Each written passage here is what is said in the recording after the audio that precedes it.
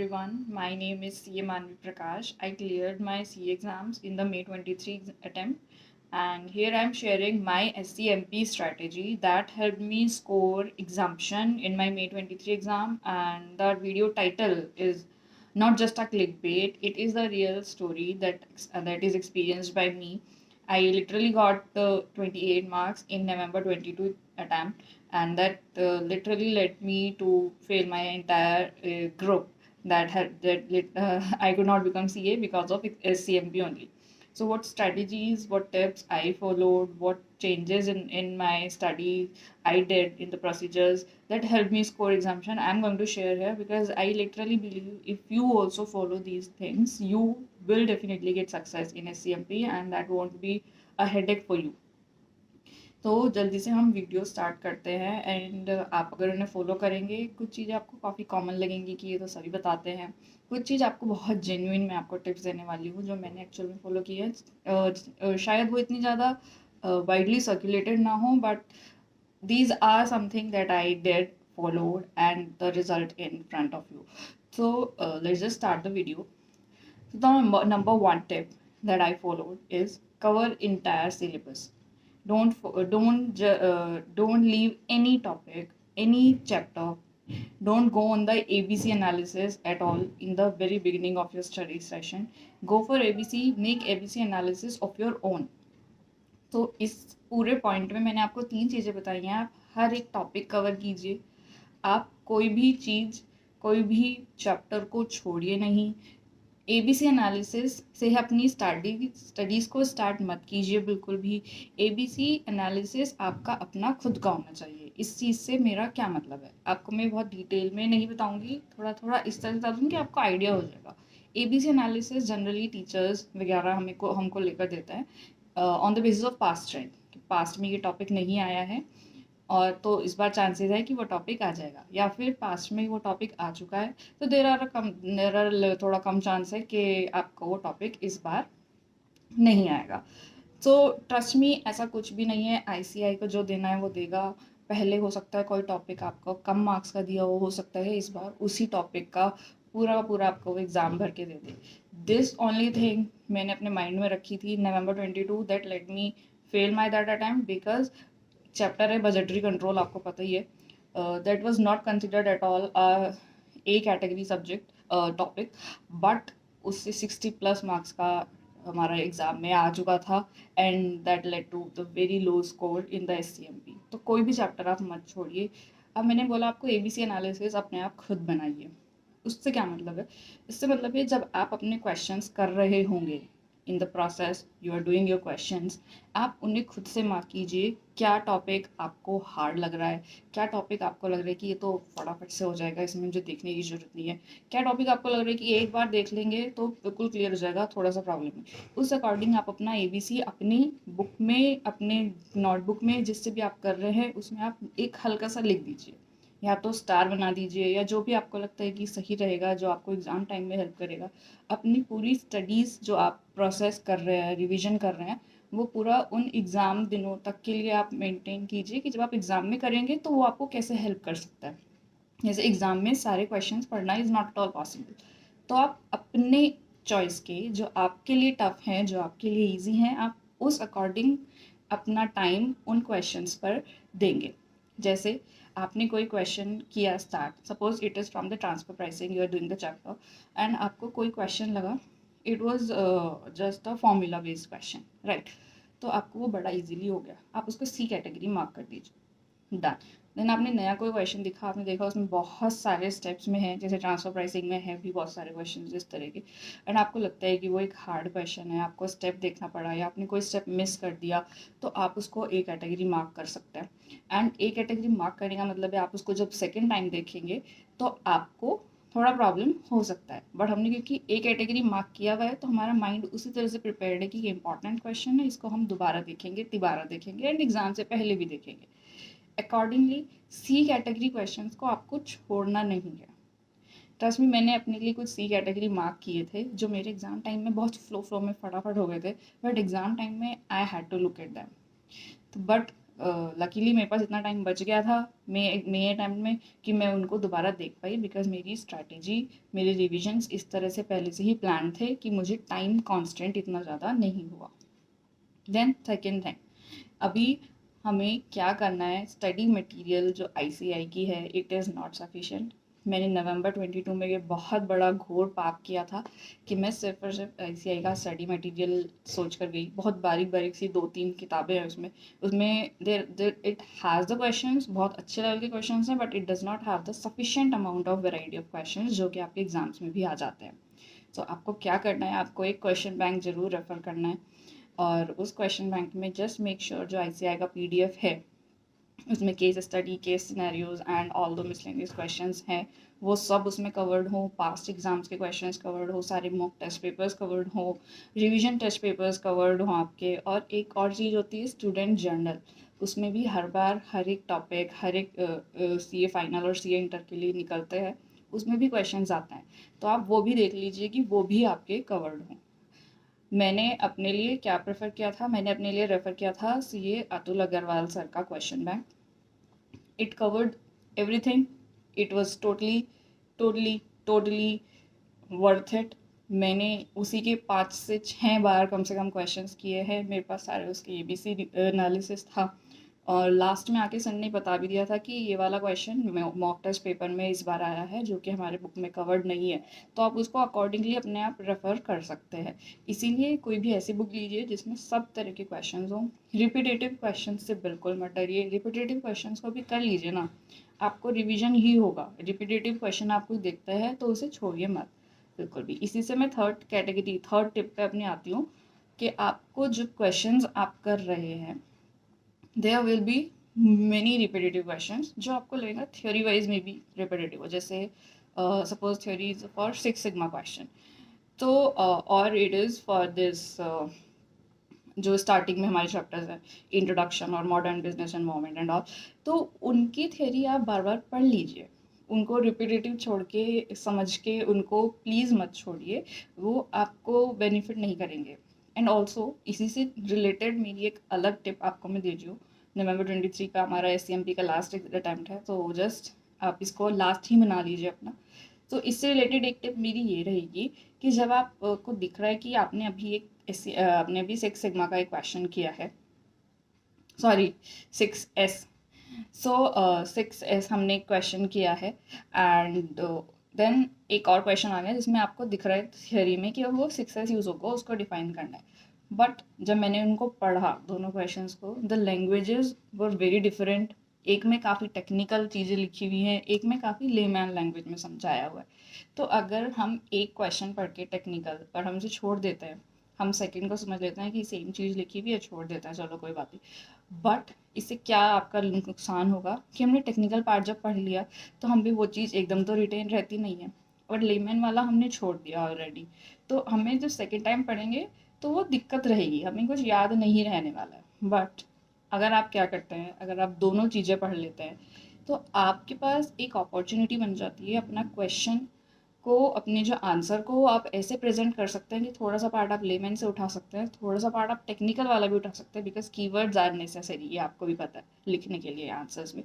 तो आपका एक ब्रांड न्यू आंसर ऐसा तैयार होगा which will be very impressive for the examiner, जब वो उस आंसर को देखेगा जो आपने अपने आप बनाया है, and it contains all the details, वो लेमैन भी है, वो टेक्निकल भी है, it is the perfect combination अगर आप अपने आंसर्स को इस तरह से लिखेंगे। तो always focus on in answer centric आपका अप्रोच होना चाहिए पढ़ाई के लिए, कि आपको अगर वो क्वेश्चन मिल जाता है एग्जाम में एज इट इज़, तो क्या आप वो लिख पाने की सिचुएशन में हैं, क्या आप उसको इस तरह से बना पा रहे हैं कि वो सारे कीवर्ड्स भी यूज़ हो रहे हैं एंड आप वो समझा भी पा रहे हैं। सिर्फ हमें टेक्निकल टेक्निकल नहीं लिखना है, हमें एग्जामिनर को समझाना भी है। जैसे मैं आपको साइड में यहाँ पे दिखा भी रही हूँ, दिखाती रहूँगी कि किस किस तरह से ये वाला क्वेश्चन एक अलग है, ये वाला क्वेश्चन अलग है, या फिर आप इसका कीवर्ड लिख लीजिए या कुछ भी इस तरह से। अभी थोड़ी और मैं अपनी बोनस टिप्स जो हैं लास्ट में देने वाली हूँ, थोड़ी वीडियो लंबी जरूर होगी but it will be worth it. Then the next thing is, जब भी अपने क्वेश्चंस कर रहे हैं, आपके क्वेश्चंस हमें पता है generally most of us are attempting in English. हमारा क्वेश्चन बैंक है उसकी थ्योरी पूरी पूरी इंग्लिश में लिखी होगी, आपको एक और क्वेश्चन का पैटर्न समझना होगा। आंसर्स में थियरी एंड आपका प्रैक्टिकल मिक्स होने वाला है। आपको पहले थोड़ा समझाना पड़ेगा कि हम किस टॉपिक के बारे में बात कर रहे हैं, फिर आपको उसके बारे में उसको सॉल्व करके दिखाना होगा। That makes it very convincing. In fact जब आप अपनी किसी रियल लाइफ में भी जाएंगे तो आपको कोई आपसे कुछ पूछता है कि मेरा ये सिचुएशन है, ऐसे ऐसे फिगर्स दे दिए उसने, तो आप पहले उस टॉपिक को समझाएंगे कि हम ऐसा क्यों सोचने को आपको मजबूर कर रहे हैं, जो हम अभी आपको बता रहे हैं, जो हम डिसीजन पे पहुंचे हैं वो आपकी किस रीज़न से पहुंचे। तो सेम आप अपने आंसर्स में लिखेंगे। That is the best combination to write. But हमें क्या प्रॉब्लम होती है, हम थ्योरी नहीं याद कर पाते हैं, हम कीवर्ड्स नहीं रिटेन कर पाते हैं। इसके लिए एक बहुत ही अच्छी टिप मैं आपको बताने वाली हूँ। जब भी आप पढ़ रहे हो, जब आपका फर्स्ट टाइम रिवीजन हो रहा हो, जनरली हम लोग मैं हिंदी भाषी हूँ, आप किसी भी लैंग्वेज के अपने हो सकते हैं, जो भी आपके घर पे सबसे ज़्यादा बोली जाती हो, आप इंग्लिश के बराबर में ही जो भी आपका एक क्वेश्चन लिखा हुआ है, जहाँ पे आंसर लिखा हुआ है पूरा का पूरा, आप उसको हल्का हल्का से उसमें जो मेन पॉइंट्स हैं उसको आप हिंदी में लिख लीजिए, अपनी लैंग्वेज में लिख लीजिए। आई विल शो यू मैंने कैसे कैसे लिखा हुआ है लिटरली। जैसे एक क्वेश्चन है डिसीजन मेकिंग का, मैंने यहाँ पे मार्क किया हुआ अपने लिए। So there was this question for some public medical health center करके, एंड उसमें हमें बहुत सारी डिटेल्स दी हुई है, number of beds and this and that के लिए। बहुत इजी क्वेश्चन है, बट अगर मैं फर्स्ट टाइम देखूंगी एग्जाम में उसी क्वेश्चन को तो शायद ही मैं अटेम्प्ट कर पाऊंगी। बट अगर मैंने एक बार पढ़ लिया होगा, यहाँ पे देख लिया होगा, तो it will be very easy for me to write it in the exam. तो इसमें क्या था, मैं इस क्वेश्चन पे ज़्यादा टाइम अपना नहीं लगाना चाह रही थी, तो मैंने यहाँ पे इसमें साइड में लिख लिया कि इस क्वेश्चन को सॉल्व करने का तरीका क्या है। हर एक क्वेश्चन का सिर्फ एक पॉइंट, सिर्फ एक लिंक जो होता है वो हम मिस कर रहे होता है। एक आंसर में भी, एग्जाम में भी अगर हम कोई ट्राई कर रहे होते हैं, वी नो कि there is something that we are missing. वो चीज़ हमको आ जाए तो हम पूरा क्वेश्चन कर लेंगे। इट्स नॉट लाइक दैट कि हमें नहीं समझ में आ रहा होता है, चीज़ें हमें पता होती हैं, बट एक मिसिंग लिंक होता है हर जगह। वो मिसिंग लिंक को आपको हर अपने आंसर के बराबर में अपनी लैंग्वेज में जो भी आप पढ़ते हैं, जिसमें आप समझते हैं, मैं हिंदी में समझती हूँ, मैंने हिंदी में लिखा। क्या लिखा मैंने, सपोज कोर्स दे रखी है एंड टोटल को डिवाइड कर देंगे तो टोटल रूम्स डेज में आ जाएगा, एंड देन रूम्स डेज को कैलकुलेशन आपको स्टार्टिंग से कर लेनी है, फिर वहाँ से start. So in that manner जब आप ये लिख देंगे तो आपको जब रिविजन भी होगा, सपोज मैं ये चीज़ अपने एग्जाम टाइम में पढ़ती हूँ, just think, just imagine and this question comes, तो मेरे को एक स्ट्रैटेजी पता होगी कि इस क्वेश्चन को करना कैसे है।